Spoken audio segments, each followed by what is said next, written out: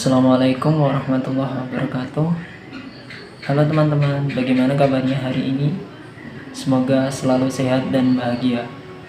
Di sini kami kelompok 2 studi kenaikan bisnis akan mempresentasikan materi tentang resiko investasi. Saya sendiri Ahmad Alfan Anwaruddin NIM 8. Saya Siti Nurhayati, NIM 4. Perkenalkan, nama saya Kecina Ningsih, NIM 05. Saya Saiful Ghazi, NIM 124. Kita lanjut ke materi selanjutnya, yaitu pengertian resiko investasi dan tipe-tipe resiko. Sebelumnya, apa sih itu investasi? Investasi adalah perbuatan yang menempatkan sebuah dana dalam sebuah instrumen bisnis atau usaha yang bertujuan untuk memperoleh dividen atau keuntungan dari hasil penanaman modal tersebut. Aspek-aspek investasi sendiri itu ada 3, yaitu aspek uang yang ditanamkan dan diharapkan. Yang dimaksudkan di sini, apa yang ditanamkan adalah dana yang ditanamkan dalam sebuah instrumen usaha tersebut yang diharapkan akan mendapatkan keuntungan dari hasil penanaman modal tersebut. Yang kedua yaitu aspek waktu sekarang dan yang akan datang. Di sini yang dimaksudkan adalah jika kita menginvestasikan sebuah materi atau dana yang kita punya terhadap sebuah platform usaha, di situ bertujuan baik di masa sekarang maupun yang akan datang kita akan mendapatkan dividen atau keuntungan dari hasil investasi tersebut. Yang ketiga adalah manfaat investasi. Yang dimaksudkan di sini adalah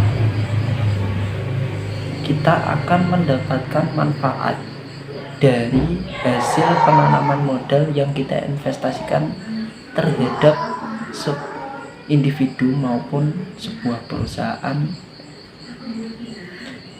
Resiko investasi adalah sebuah permasalahan yang akan muncul dalam sebuah instrumen investasi itu sendiri yang dapat menghambat jalannya kenaikan atau proses penginvestasian dana tersebut, sehingga menimbulkan rasa takut di dalam benak investor itu sendiri. Tipe-tipe resiko. Tipe resiko ada 3 macam dan masing-masing tersebut dibagi menjadi 2. Yang pertama, murni dan spekulatif. Yang dimaksudkan di sini murni adalah adanya kerugian dalam sebuah investasi. Itu sudah pasti. Dan spekulatif. Spekulatif di sini adanya aspek perkiraan antara kerugian dan keuntungan itu sendiri dalam menginvestasikan dana atau materi itu sendiri. Yang kedua, subjektif dan objektif. Di sini yang dimaksud dengan subjektif adalah persepsi resiko dalam sebuah instrumen investasi, baik itu berupa dana maupun materi. Dan objektif di sini adalah tipe resiko yang timbul atau muncul saat dilakukan observasi terhadap suatu masalah. Yang ketiga, dinamis dan statis. Yang dimaksud dinamis di sini adalah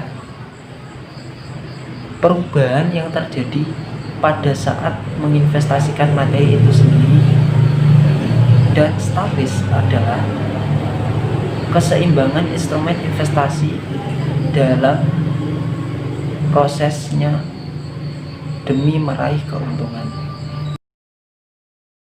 Resiko kredit dan kebijakan perbankan. Untuk definisi resiko kredit sendiri merupakan bentuk ketidakmampuan suatu perusahaan, institusi, lembaga maupun pribadi dalam menyelesaikan kewajiban-kewajibannya secara tepat waktu, baik itu pada saat jatuh tempo maupun sesudah jatuh tempo, dan itu semua sudah terjadi sesuai dengan aturan dan kesepakatan yang berlaku. Untuk resiko kredit sendiri ini dapat terjadi pada saat pihak kreditur dan debitur melakukan tindakan yang tidak hati-hati dalam melakukan sebuah keputusan kredit. Untuk penafsiran resiko kredit sendiri ini menjadi lebih spesifik lagi pada saat dihadapkan pada bentuk bisnis yang dijalankan, seperti kayak lembaga perbankan dan non-perbankan. Untuk resiko kredit dari segi perspektif perbankan adalah resiko kerugian yang diderita oleh bank terkait dengan kemungkinan bahwa pada saat jatuh tempo counterparty-nya gagal memenuhi kewajiban-kewajibannya pada pihak. Untuk bentuk-bentuk resiko kredit ada dua, yaitu resiko yang bersifat jangka pendek dan resiko yang bersifat jangka panjang. Untuk resiko yang bersifat jangka pendek yaitu sebuah risiko yang disebabkan karena ketidakmampuan suatu perusahaan memenuhi dan menyelesaikan kewajibannya yang bersifat jangka pendek, terutama kewajiban likuiditas. Dan untuk resiko yang bersifat jangka panjang yaitu ketidakmampuan suatu perusahaan dalam menyelesaikan berbagai kewajibannya yang bersifat jangka panjang, seperti kegagalan untuk menyelesaikan utang perusahaan yang bersifat jangka panjang dan juga kemampuan untuk menyelesaikan proyek hingga tuntas. Untuk slide selanjutnya yaitu manajemen resiko bagi bank umum. Berdasarkan Peraturan Bank Indonesia Nomor 11/25/PBI/2009 tentang perubahan atas Peraturan Bank Indonesia Nomor 5/8/PBI/2003 tentang penerapan manajemen risiko bagi bank umum. Manajemen risiko adalah serangkaian metodologi dan prosedur yang digunakan untuk mengidentifikasi, mengukur, memantau, dan mengendalikan risiko yang timbul dari seluruh kegiatan usaha bank. Kebijakan umum manajemen risiko dalam rangka pengendalian risiko secara efektif. Kebijakan dan prosedur harus didasarkan pada strategi manajemen risiko dan dilengkapi dengan toleransi risiko. Dalam penerapan kebijakan manajemen risiko, bank harus memperhatikan hal-hal sebagai berikut. 1. Jenis usaha dan produk yang dijalankan sesuai dengan visi, misi, dan strategi bisnis bank. 2. Identifikasi dan mitigasi risiko secara jelas dan terkontrol, khususnya terkait dengan produk dan transaksi bank. Yang ketiga, garis tanggung jawab yang jelas dalam mengelola masing-masing jenis risiko. Yang keempat, metodologi dan sistem informasi manajemen yang digunakan dapat mengukur risiko dan dapat mendukung bisnis. Yang kelima, penetapan kewenangan dan besaran limit. Yang keenam, pengelolaan rencana kelangsungan usaha. Yang ketujuh, kebijakan yang mengatur produk dan aktivitas baru. Yang kedelapan, pengukuran dan penetapan peringkat risiko bank disajikan dalam bentuk profil risiko. Oke, selanjutnya untuk poin biaya risiko dan kredit macet. Biaya risiko adalah biaya yang akan ditanggung pihak manajemen perusahaan terhadap risiko yang ditimbulkan dalam setiap keputusan yang diambil. Maksudnya yaitu dari semua keputusan yang diambil pasti ada risikonya, dan itu adalah biaya risiko yang harus ditanggung oleh perusahaan atau perbankan. Oke, untuk yang kredit macet adalah suatu kondisi di mana peminjam atau debitur tidak dapat lagi melanjutkan pembayaran atau cicilan utang. Oke, maksudnya adalah di mana dalam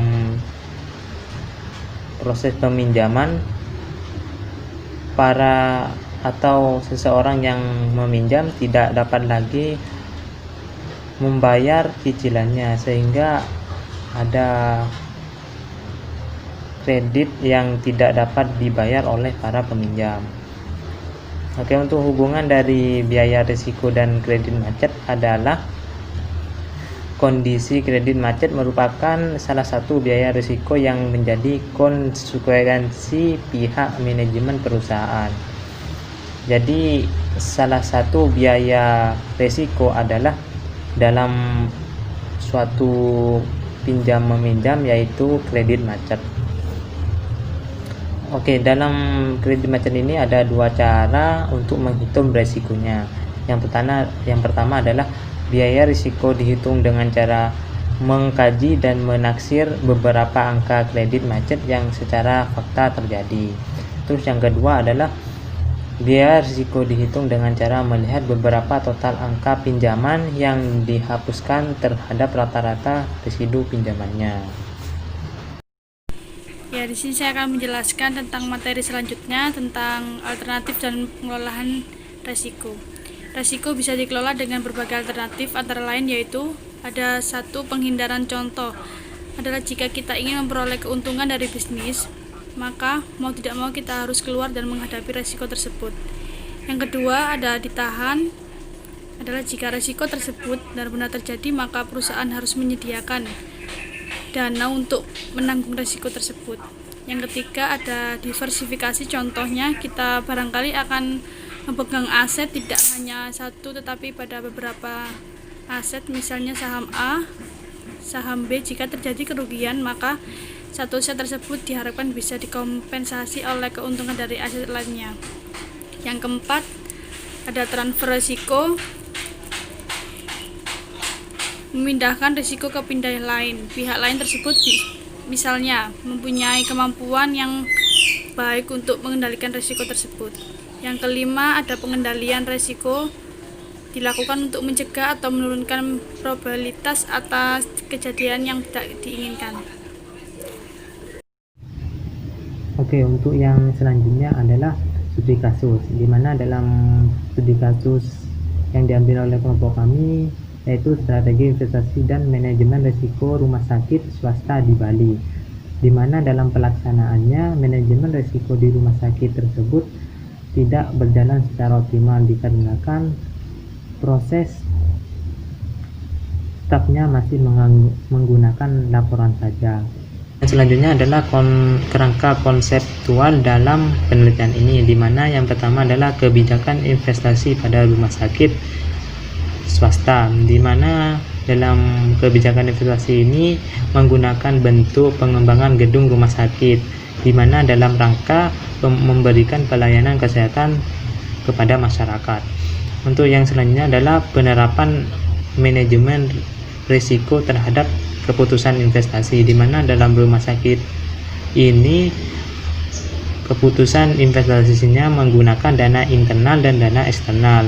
Dan selanjutnya adalah review dokumen. Yang pertama adalah nilai investasi, di mana nilai investasi di rumah sakit ini disetujui oleh para pemilik dan para direksi, dan dalam bentuk berupa pengembangan alat kesehatan, ruang perawatan, ruang steril, dan lain-lain. Untuk yang kedua adalah laporan keuangan. Oke, untuk yang selanjutnya adalah wawancara mendalam dalam penelitian ini, di mana wawancara dilakukan kepada direksi dan staf keuangan. Untuk yang selanjutnya adalah analisis yang digunakan dalam keabsahan data pada penelitian ini, di mana menggunakan data kualitatif. Untuk yang selanjutnya adalah hasil dari analisis kelayakan investasi dan proses manajemen risiko, di mana dalam analisis kelayakan investasi menggunakan 3 metode, yaitu yang pertama NPV, terus yang kedua IER, dan yang ketiga PP. Sedangkan untuk proses manajemen risikonya menggunakan identifikasi, pengukuran, pemantauan, dan pengendalian risiko. Oke, untuk yang terakhir dalam konseptual ini yaitu kesimpulan dan rekomendasi kebijakan. Untuk kesimpulan dari penelitian ini yaitu hasil yang diperoleh dari perhitungan NPV sebesar Rp 463.692.000 sekian dan untuk IRR-nya bunganya mencapai sebesar 10,62%, sedangkan untuk PP-nya dalam jangka waktu 8 tahun, di mana dalam ketiga metode tersebut bisa dikatakan kelayakan investasi dari rumah sakit tersebut layak untuk dilakukan. Untuk proses manajemen risikonya, dalam penelitian ini dihasilkan kajian bahwa investasi rumah sakit tersebut dapat dilakukan sehingga dapat disebutkan layak.